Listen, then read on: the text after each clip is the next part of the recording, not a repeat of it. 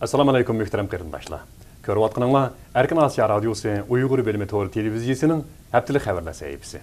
Mazkur sayfimizda bu hafta jarayonida yuz bergan muhim voqealarni bir qator eslatib o'tamiz. Men Juma. Men Aqida. Uyg'ur Milliy harakati rahbari Rabiya Qadir xonim bu yil 10 dekabrda o'tkazilgan Nobel tinchlik mukofotining tarqitish murosimiga qatnashdi. Uyg'ur Amerika jamiyatining muavin raisi Alim Seyitovning oshkorlashicha, Rabiya Qadir xonim Nobel komitetining alohida taklifi bilan Norvegiya poytaxti Osloga borib, murosimiga qatnashdi ekan.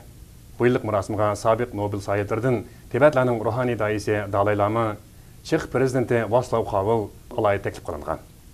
Bu yillik Nobel tinchlik mukofoti Xitoy o'qitish yozuvchi Liu Xiaoboga berilgan edi. Rabiya Qadir xonim Xitoy turmasidan qo'yib berilib, Amerikaga kelgandan buyon izchil Nobel tinchlik mukofotiga nomzodlikqa ko'rsatilib kelmoqda edi. Shveysariyada ziyoratda bo'layotgan Uyg'ur Milliy harakati rahbari Rabiya Qadir xonim va hamrohlari 4 kundan buyon Shveysariya hukumati shuningdek o'xshash bo'lmagan kishilik huquq tashkilotlarining yuqori darajalik arboblari bilan uchrashib, ularga Uyg'urlarning bugungi siyosiy vaziyatini tunishtirib, ularning ko'p hissdoshligiga shuningdek Uyg'urlarga ko'ngil bo'lish va yordam qilish to'g'risidagi va'dasiga erishgan. Rabiya Qadir xonim yana Shveysariya Tibet do'stlik jamiyati uyushtirgan murosimda Uyg'urlar to'g'risida nutq so'zlagan. Dünya Uyghur Qurultayı baş katibi Dolqun Aysa Apandi Rabiya Qadir xonimning bu qitimqi safarining intayin muvaffaqiyatli bo'lganligini hamda Dünya Uyghur Qurultayining yangi xizmat planlarini tuzish, muzokara qilish uchun yaxshi sharoit hozirlanganligini bildirdi.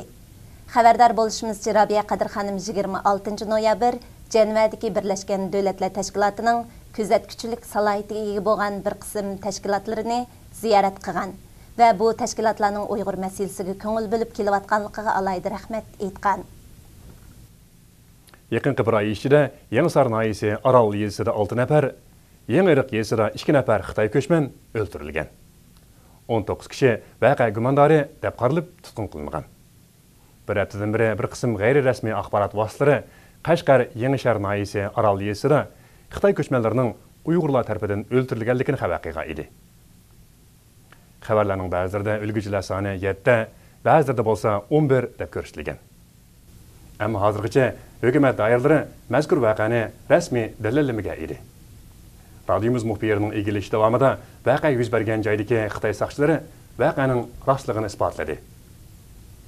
Xitoy hukumati Gansu o'lkasi Bodo rayonida sel afatiga uchirgan aholilarni Uyg'ur eliga yetkazishga boshlagan. Xabardor bo'lishimizcha, bu ko'chmanlar Bingtuan igidorchiligidagi dehqonchilik maydonlariga emas, balki Uyg'urlar zich o'ltiraqlashgan yezlarga tarqaqlashtirilib, o'rinlashtirilmoqda ekan.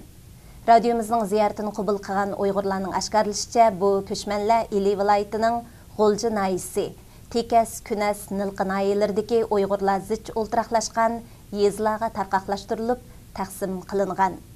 Masalan, G'uljining Panjim, Dadamto, Aristang, Yengiyar qatarlıq suyi Alvah yezlaridagi har bir kanitga 10 oiladan o'rinlashtirilish belgilangan. 2010 yil 23 noyabr Gollandiya Tashqi ishlar ministrligida Uyg'urlarning bugungi ahvoli to'g'risida muzokara olib berildi. Suhbat Gollandiya Tashqi ishlar ministrligidagi Peter Le Lange apandi tarafidan tashkillangan.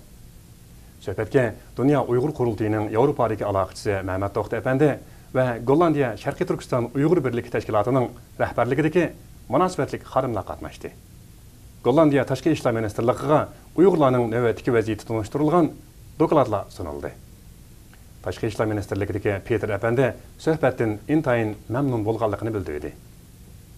Qarmay shaharlik ma'rif idorasi bilan shaharlik kadrlar idorasi 11-oyning o'ttirlaridan boshlab Xitoydagi 5 oliy maktabda xizmatga qabul qilish punkt qurib, kelar yili oliy maktab bitirdigan Xitoy o'quvchilardan Qarmaydagi o'tir boshlang'ich maktablarga qo'sh tillik ma'rifni o'z ichiga olgan o'qituvchi qabul qilishga boshlagan.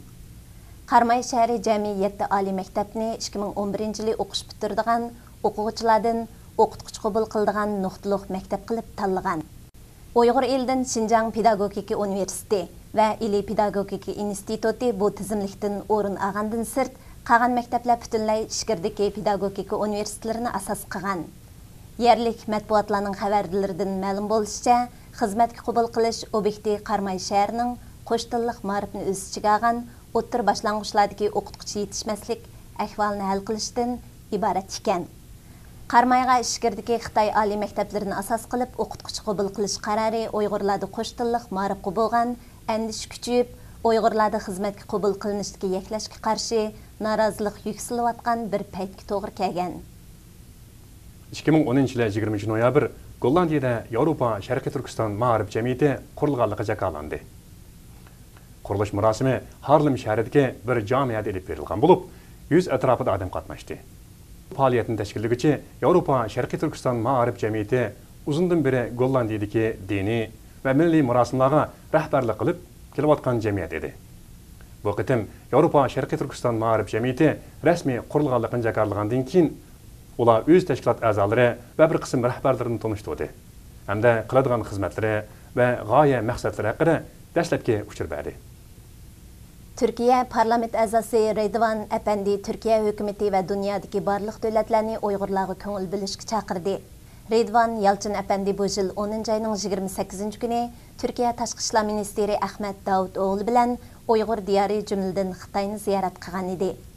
Redvan Yalçın Efendi Uyğur el ziyarati haqida to'xtalib, Uyğur qarindoshlarımızның shuncha besimiga qaramasdan öz tili, dini ve örf adetlerini qoğdap qalğanlığını, şundaqla biz Türklərə bolğan söygüsünü öz közüm bilan görüp, bəkli xursam boldum, dedi. Parlament əzası Redvan Yalçın Efendi bir milletning tarixdagi o'rni haqida to'xtalib, mundaq deydi. Biz dunyodagi millatlarning tarixdagi o'rnini qayta tiklashini umid qilamiz. Agar har qandaq bir millat tarixdagi o'rnini tiklash uchun kurash qilmasa, tarix uni jazolaydi va boshqa millatlarning qo'liga tashlab berdi. Şunu deməkçimanki, Türk dünyası öz mədəniyyətini, tilini və örf adətlərini qoğdab qelish üçün kurash qilish kerak, dedi. Hörmətli televizor ko'ruvchilar, yuqorida sizlarga bu haftalik muhim xabarlarni bir qator eslatib o'tdik. Kelar juma kuni ko'rishaylik. Xeyr xo'sh. Xushvaqt bo'linglar.